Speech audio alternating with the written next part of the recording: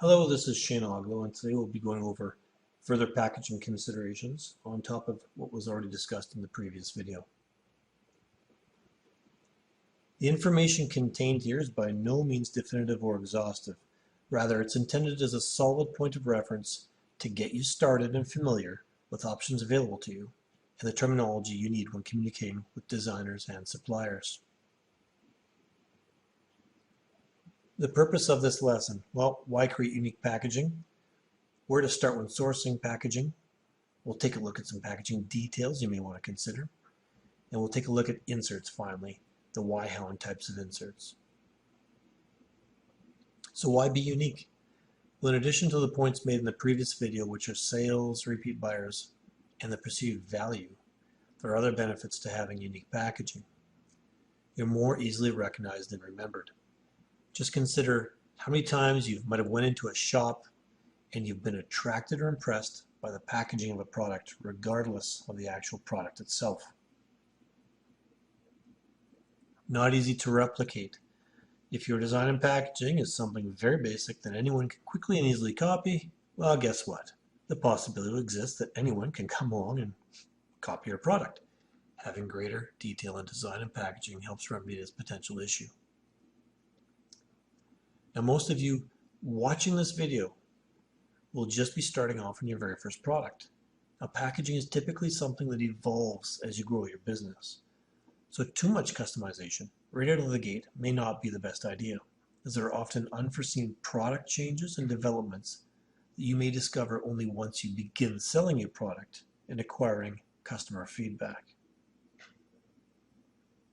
You do not want to bloat your budget with your very first design. Do the best you can with the budget and information you have.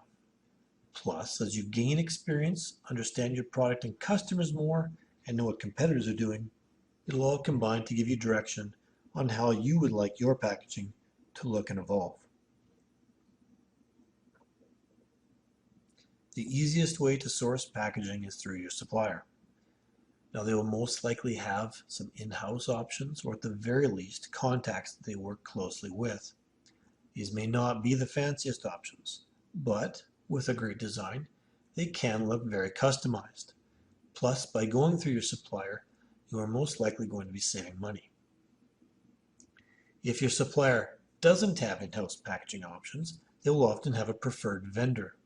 This is obviously a good option to start with, as the packager will have a working relationship with the manufacturer and will have standard packaging solutions readily available. It might only be one solution, but there will be something there.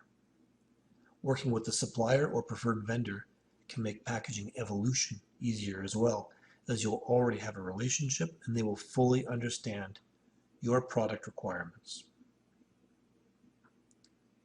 If your manufacturer does not have the ability, which is doubtful, or you want to have something different from what they may offer, a simple Google search of packaging companies or custom packaging will reveal dozens of options. If you're sourcing from overseas, sites like Alibaba.com have many types of packaging manufacturers advertising their services and products as well. A simple search on Alibaba, just like you would for a product, under packaging companies, custom packaging, or whatever your parameters are, will reveal dozens of options. Now, some general considerations. Professional designer. Unless you're already a designer or exceptionally talented and have the necessary software, do yourself a favor and hire a designer.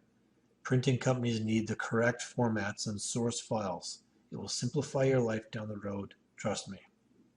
Think about your audience. Does your packaging appeal to your target audience? Think about the style, the colors, etc. that correspond with your demographics. Does it stand out from your competitors' packaging? Even simple things like having green label on your packaging can be very appealing. Readability, very important. Be aware of the font colors and background, plus the font sizes to make sure it's very readable. And finally, does it protect your contents? After all, that's what it's for. Different products need different levels of protection. Try to foresee any problems and always assume the worst when shipping. Having constant customer returns due to damaged products is no fun, regardless of how great the packaging is. Let's take a look at some specifics. Now, all products need or should strive to include these details.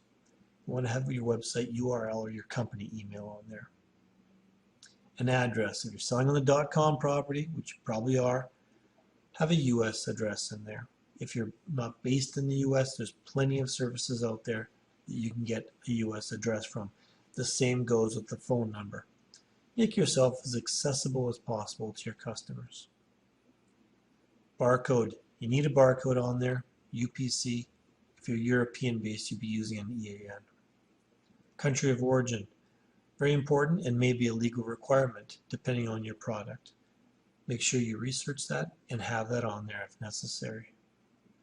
Social media icons. If you've got the room for it, it's a great way to get some more exposure and build some real credibility behind your brand.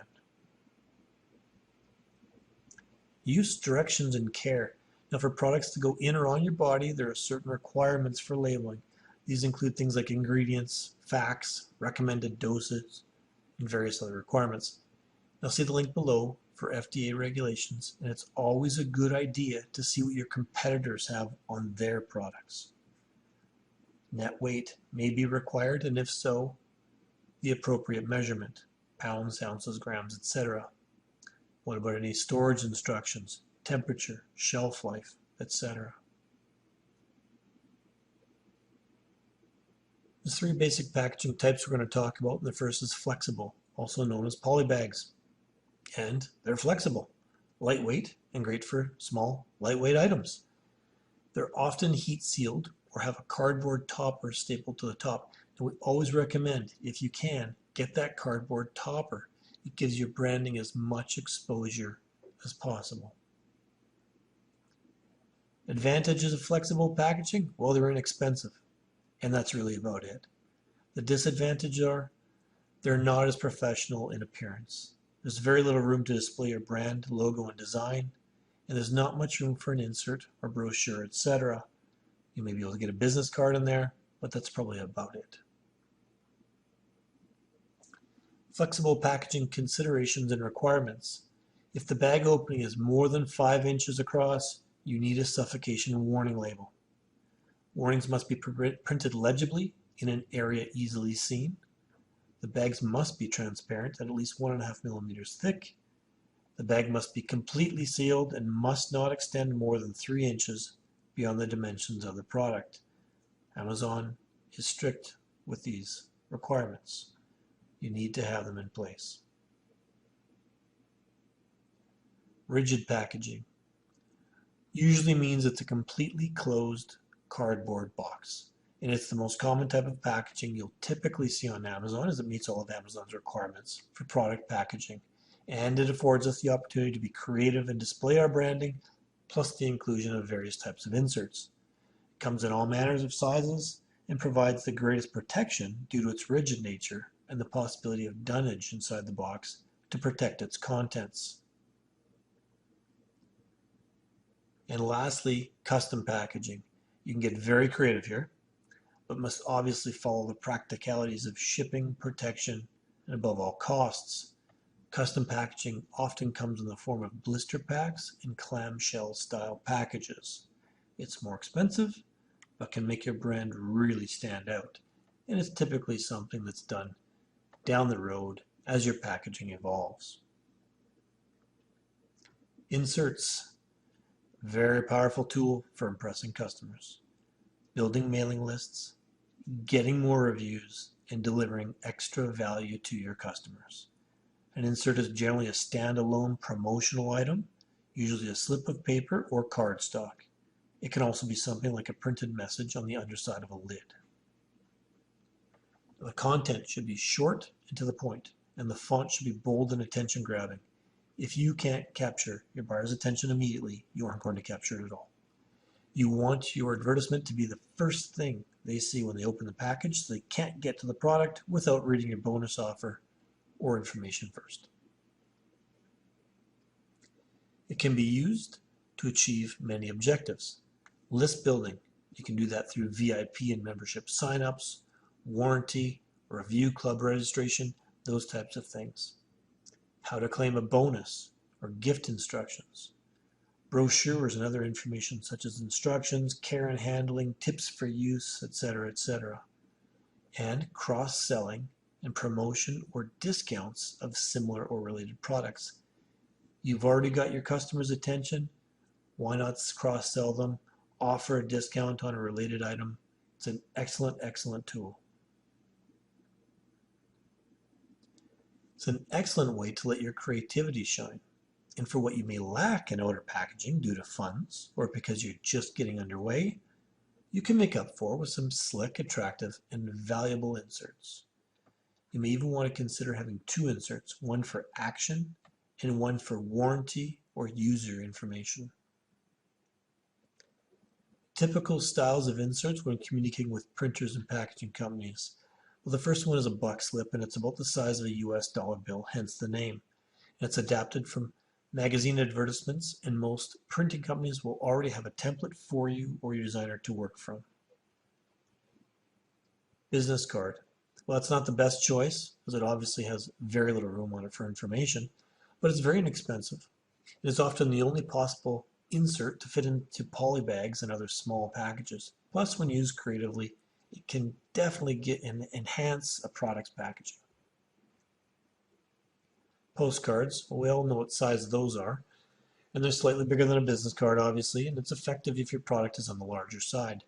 The larger size will allow for a larger image, which gives you much more artistic license. And finally, under the lid. You can print right on the bottom of a box lid, or if your product is a bottle or a jar, it's a great place to have a small insert directly under the cap or lid. Now, depending on the size of the bottle or jar, that may not work out so well for you, but it's certainly something to consider. And that concludes this video, and thanks for listening.